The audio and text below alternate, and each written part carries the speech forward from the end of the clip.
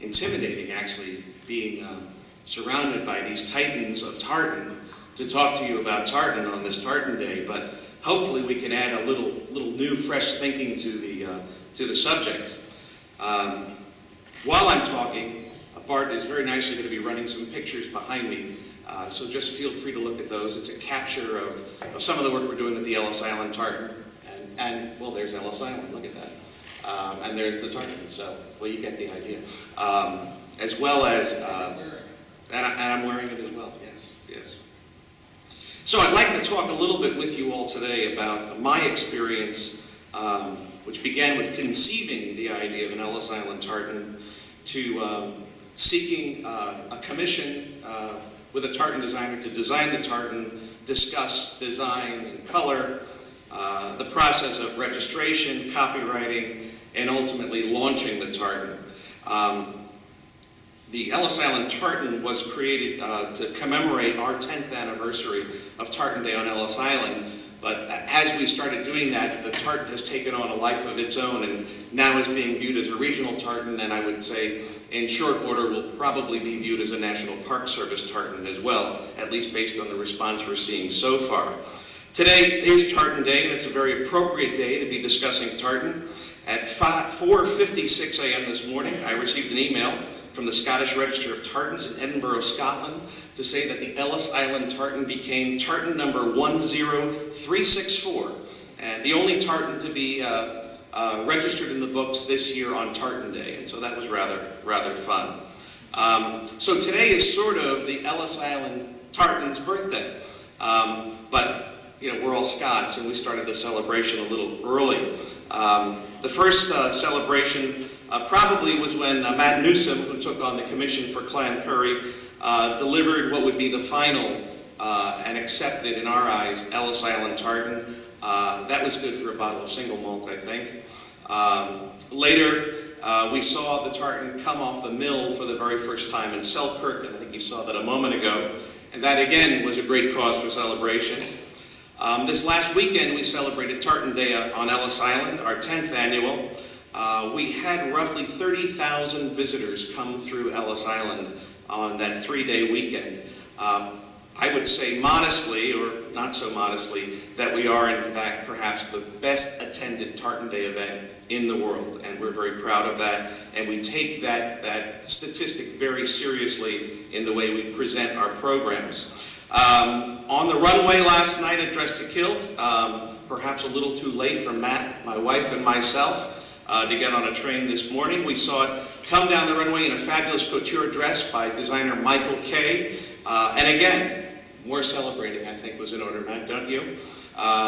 The dress that was worn last night on Dress to Kilt actually is going to go on permanent display at the Ellis Island Immigration Museum, where it will stand as a permanent reminder of the contributions of Scottish Americans.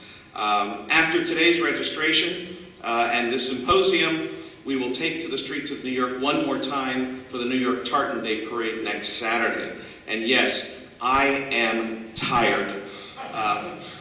But why an Ellis Island tartan? We've been talking about state tartans, we've been talking about designer tartans, we've been talking about all kinds of tartans. Well, personally, I spend a lot of time on Ellis Island.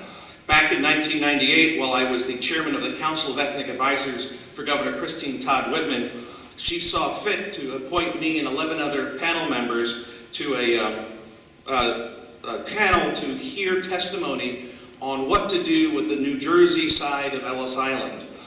Some of you may know that New Jersey owns more than 2/3 of Ellis Island, as was finally determined by the Supreme Court in 1998.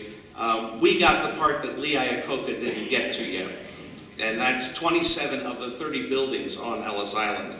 Better than 2 of the 3 acres are in sovereign New Jersey waters. After we turned in our reports to the governor, she said, "You did such a good job, form a 501c3 foundation and get the job done." So for the last 11 years, I've served on the board of directors of the Save Ellis Island Foundation as well. So I have a little time served there. When I originally got the idea that what a great way to teach about tartan by registering a new Ellis Island tartan. My very good friend, the superintendent of the island, Dave Lusinger, said, well, does Ellis Island really need a tartan? And if we were to use that criteria, well, we wouldn't need a whole lot of the nearly 9,000 tartans that are in the world today. We probably wouldn't need any of the tartans we've been talking about as state tartans, if you said, do I need that tartan? But I would suggest to you that we do need tartans.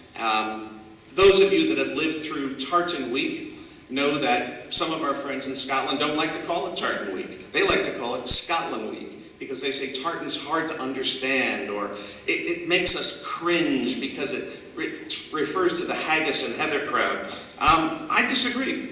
I think tartans are important, and the reason we put on our exhibition called the Celebration of Tartan this year was to try to at least calm people down and say there really is a reason we're calling it Tartan Week. And I think we did a pretty good job of that. So tartans are created not because they're needed, but rather because they have power. They have the power to celebrate, commemorate, honor, and remember. Tartans are and always have been a powerful symbol of identity, a way for the wearer to proclaim, I belong. I belong to a clan, a regiment, a community, a school, a company, and yes, even a nation. Tartan is that symbol of belonging, that's something that's much greater than the personal self, whether it be a family, a place, a spirit, or a cause. So, taking all that into consideration, I submit to you, as I did to Dave Lusinger on Ellis Island, yes, Ellis Island does need a tartan. And it's quite amazing to me that after beginning my research, I found that Ellis Island never had a tartan. Consider Ellis Island and her family, her clan. From 1892 to 1954, more than 12 million immigrants passed through Ellis Island on their way to becoming American citizens, starting their new lives in a new world. Arriving, sailing just past the Statue of Liberty with a broad view, a vista view of New York City, it was for them their gateway to the American dream. Well then, how do we start? Well, the process so far, and you've heard a little bit earlier today, has been actually quite linear and quite logical. Step one, find out if an Ellis Island tartan already exists. Fortunately, as I said in our case, it did not. Step two, at the risk of, I think, stepping on Phil Smith's toes about not assigning meaning to colors, but then we do assign meaning to colors. We assign meaning to colors. We considered the colors that would represent and help tell the story of Ellis Island, much like the Martha's Vineyard tartan. Where do we start? We tried to keep it simple. Matt was a very good coach with me on this. We start with the blue. Yes, blue, the ocean that all the immigrants crossed to come here to America. We then moved to green, green being the symbol of the Statue of Liberty, that wonderful copper oxidized green that one sees when they first arrive in New York Harbor.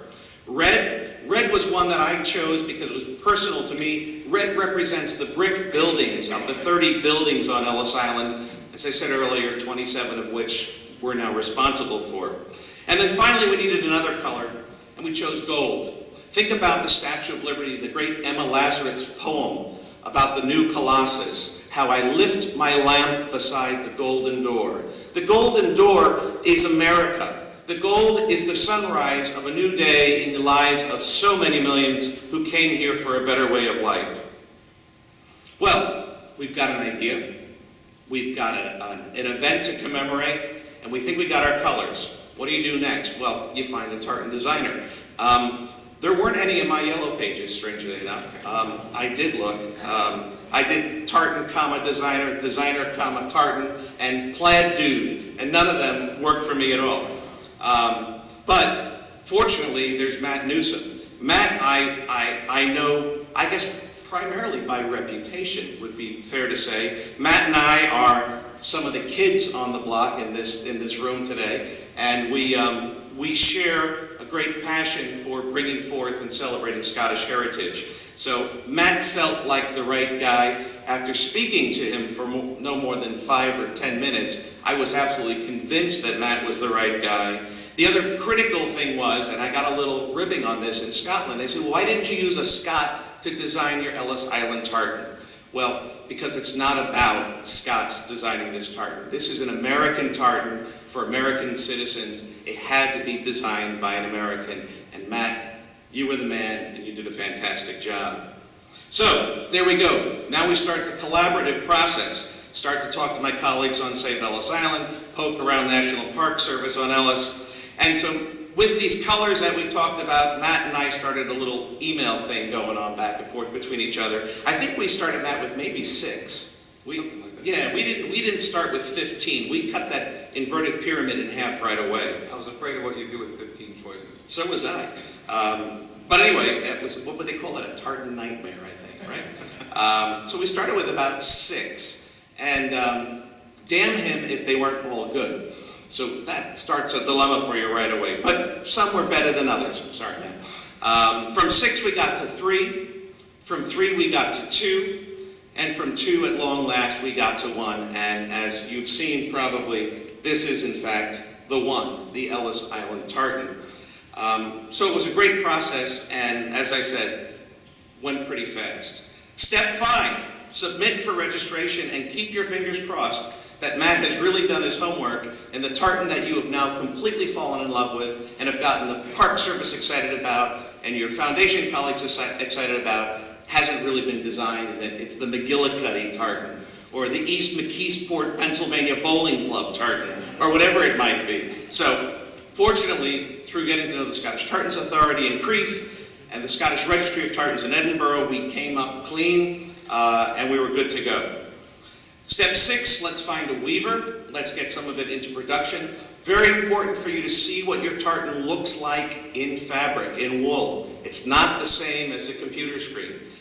You need to see how it reacts to light, how it reacts to texture.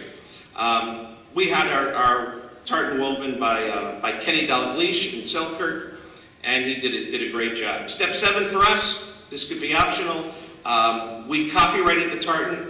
We developed a marketing plan and started to figure out how this tartan would become a source of funding for the Save Ellis Island Foundation.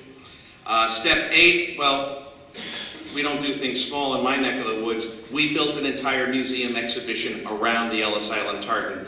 A 15-panel exhibition with some 15 different interpretive dressings of tartan on mannequins for our 3 days on Ellis Island. We worked with our Congressman, Leonard Lance, who was very instrumental with helping us gain recognition for the tartan.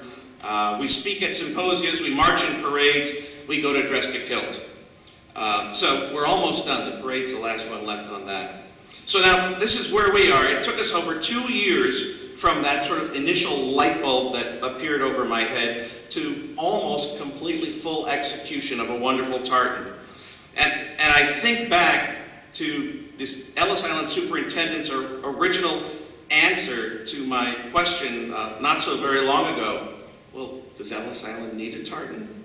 Well, the answer, and I hope I've made that case to some degree, is undeniably yes. Ellis Island needs and deserves a tartan. The sons and daughters of Ellis Island represent a diverse collection of race, creed, and color. The Ellis Island clan, if you will, is one of the world's largest. Now consider this. There are just over 300 million Americans living today. And of those 300 million, some 40% of them can trace at least one ancestor who came to this country via Ellis Island. We submit that this can be their tartan, be they Scottish, or Irish, or German, or Italian, or Russian, or Jewish, or Polish, Lithuanian, the list goes on and on and on. And in this way, the Ellis Island tartan sort of becomes one of America's tartans, because Ellis Island is a national symbol of nothing less than the American dream. And that's the story of the Ellis Island tartan.